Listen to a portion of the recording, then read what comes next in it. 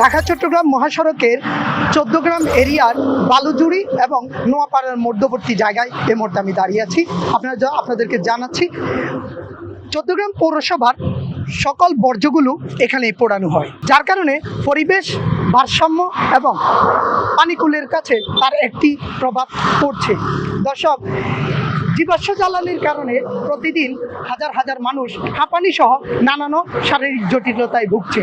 এই জায়গাটিতে প্রতিদিন অসংখ্য মানুষ এই রাস্তা দিয়ে যাতায়াত করে, অথচ প্রশাসনের নাকের ডগায় এমন একটি পরিবেশ দূষিত হচ্ছে, কিন্তু কোনো উদ্যোগ নিচ্ছে না প্রশাসন।